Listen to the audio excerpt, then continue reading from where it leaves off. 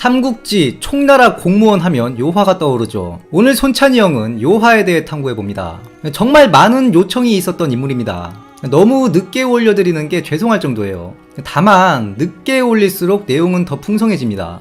제가 결론 못 내고 스킵할 것들도 나름의 고찰을 통해서 결론을 내면 더 많은 이야기를 해드릴 수 있겠죠. 그럼 들어가 보겠습니다. 요화의 자는 원검으로 형주 양양군 출신입니다. 면수이남 명문가 출신이라 되어 있어요. 소설 연의에서는 황건적 잔당으로 나오는데 구라입니다. 요씨의 계보를 보면 하나라 제후국에 요나라가 있었습니다. 그런데 이 요나라가 주나라 때까지 내려오다가 초나라한테 망합니다. 참고로 주나라 제후국 요나라가 3개가 있어요. 어렵습니다. 이거 하나만으로도 영상이 한 편 나와요. 다만 간단하게 얘기하면 이 요나라는 하나라 제후 요수관이 분봉받은 요나라를 얘기하는 겁니다. 이 요자를 보면 요즘 통용되는 뜻과 당시 뜻은 좀 달랐던 걸로 보여요. 공중에 뜬다는 개념의 집가자 있죠.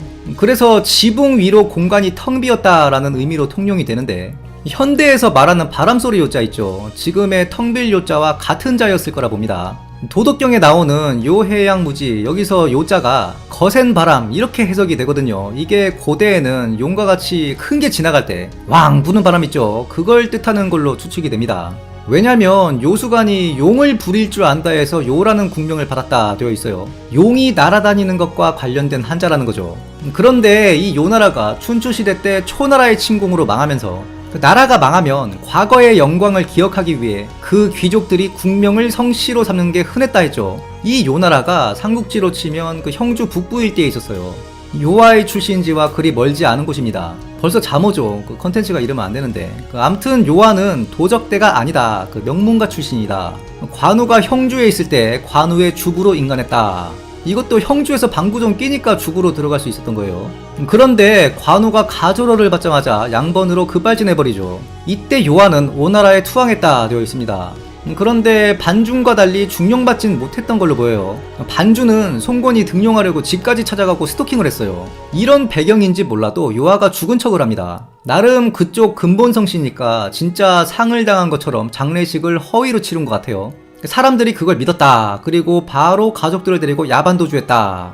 어찌 보면 사서에는 도망갔다 한 줄 나와 있는 관우 천리행보다 더 극적입니다. 유비가 자기로 출병할 때 요하를 만납니다. 이때 기록이 보광, 조융, 요순, 부융 등 각 위 별독, 즉 보광, 조융, 요순, 부융을 각각 별독으로 삼았다. 여기 나오는 요순이 바로 요하예요. 요하의 본명이 순이라 되어 있습니다. 왜 이름을 바꿨느냐? 일단 강제 피위당한 건 아닙니다. 한나라 황제 계보에 순을 이름으로 쓰는 황제는 없어요.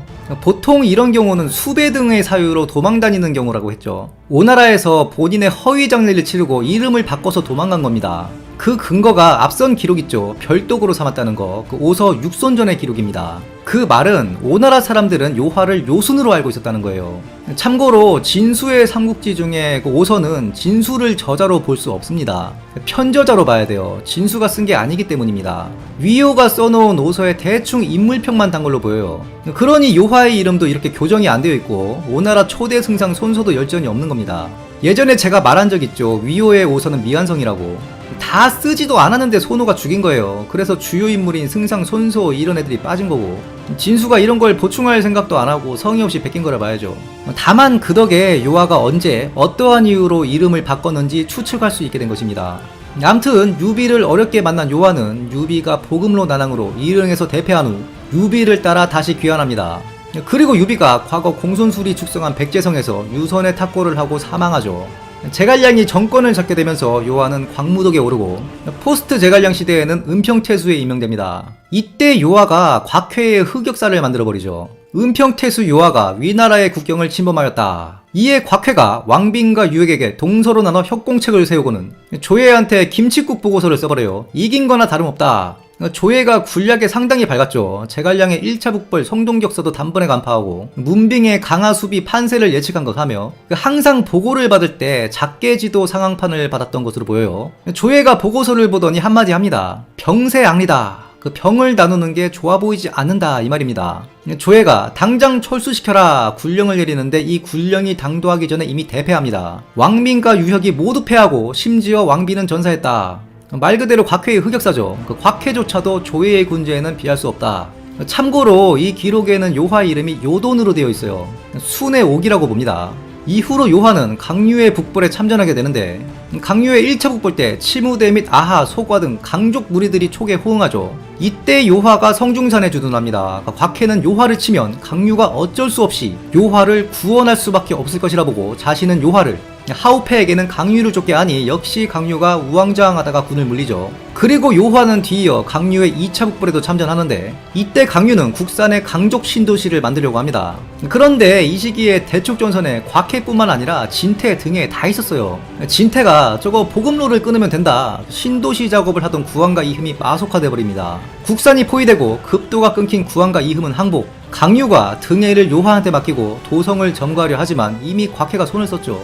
그 다음 요하의 기록이 강유의 6차 북벌인데 이때는 강유가 왕경의 옹주군을 대파한 사실상 촉북벌 서사상 가장 큰 승리를 했을 때입니다. 왕경은 적도성으로 도망가고 이걸 포위하고 있는데 요하가 그만하고 집에 갑시다, 강유가 대노하며 거의 다 됐다, 좀 더 해보자. 근데 이때 빨리 발 빼는 게 맞긴 맞았죠. 사마부도 원군으로 오고 있었고 진태도 도착했습니다. 진태가 고성령으로 우회해서 강유군의 후방에 불을 지르죠. 이건 퇴로를 끊겠다는 거예요. 이를 두려워한 강유는 철군했다.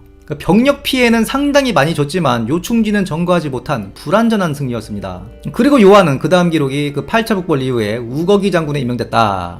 거기다 병주자사 허봉은 덩으로 받고 중양무 자기도 받습니다. 강유가 마지막 북벌 때 등해랑 한판 붙으려고 후하로 출병을 하죠. 이때 요하가 한마디를 남깁니다. 병사를 함부로 부리면 필시 장수는 스스로 악과를 처먹게 되어 있다더니 그게 백약을 두고 하는 말이었구나. 지모도 딸리고 병력도 딸리면서 용병을 자제하지 않으니 어떻게 살아남을 수 있겠는가. 시경에서 말하는 하필 이때라는 게 지금을 얘기하는 거구나. 요하가 강유 북벌 말미에 왜 이렇게 강유에 대해 악평을 했냐면 호재랑 상규에서 엇갈린 그 7차 북벌 있죠. 여기서 병력을 너무 많이 잃었어요. 거의 재기 불가 상태로 털렸습니다. 후술하겠지만 이것 때문에 강유가 한중 방어잡기를 바꿔버려요.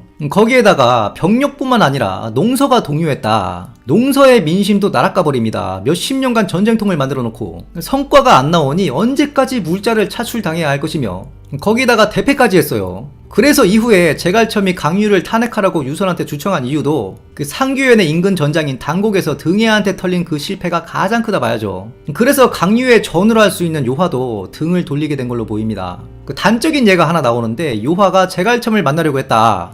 그런데 종예가 우리 나이가 70이 넘었는데 새파란 후배한테 부담 줘서 되겠냐. 그래서 제갈첨을 안 만나긴 하는데 그 사실상 요하가 제갈첨이랑 정치적 뜻을 같이 하려 했다는 정황이죠. 이윽고 사마소가 종예를 총대장으로 해서 3군을 보내 촉을 토벌하려 합니다. 강유는 답중에 있었는데 문제는 작게가 변경된 상태였죠. 강유가 단곡에서 대패하고 그 남은 병력으로 더 이상 북벌로 성과를 낼 수 없으니까 선대 유비와 위원이 만들어 놓은 중문책을 포기하고 유인책으로 수비 작기를 완전 변경합니다. 기존의 중문책은 겹겹이 수비를 해서 적들이 못 들어오게 하는 거예요. 이건 유비가 장로의 한중방어책을 벤치마킹한 거죠. 조홍이 장로 토벌하면서 조비한테 쓴 편지에 한 명이 창을 들고 막루를 막고 서 있으면 10,000명이 못 지나간다. 이게 중문책입니다. 그런데 수비를 막루에서 싹 물리고 적들이 들어오면 일망타진하자. 이게 강유의 새로운 작기였죠. 그런데 이것도 손발이 맞아야 하죠. 강유가 빨리 요하를 보내서 수비해야 된다.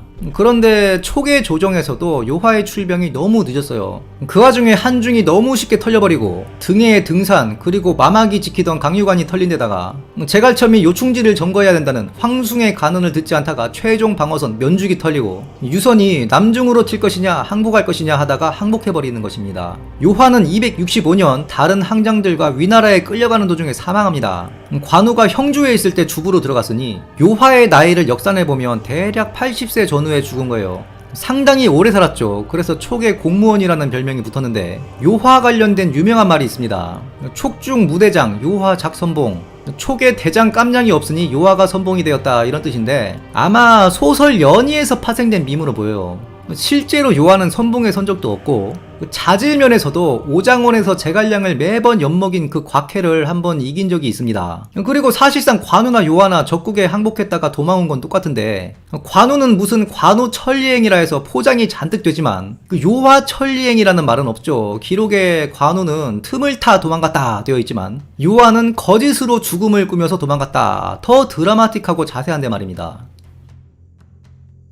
오늘도 평화로운 역경루에서 오침 중인 손찬이 형을 관정이 깨우며 이르기를 요하의 통무지정매를 논해보시오. 이에 손찬이 형이 반가워하며 일어나 답하길, 먼저 요하는 강유의 북벌에 자출되어 단독 지휘를 한 사례가 꽤 있고, 심지어 강유의 북벌이 가시화되기 전에는 위나라 명장 곽해를 상대로 대승했으니 그의 용병수를 의심할 만한 정황은 없어. 다만 그가 절을 받고 대병을 이끌어 대승한 기록은 없으니 통솔은 88이면 적당하겠어. 그러면 무력은 어떻소? 요하의 용맹에 대한 기록은 없어. 다만 그는 70 넘은 할배일 때도 전쟁에 나선 자여. 체력을 무력의 범주로 봤을 때 그의 무력은 84는 돼야 적당하오. 그러면 지력은 어떻소? 그는 시경을 읊어 대세에 대해 한탄하기도 했고, 앞서 말한 곽해의 분병 전략을 간파하여 대승한 것은 그가 치장이 아니라면 설명이 안 되는 부분이요.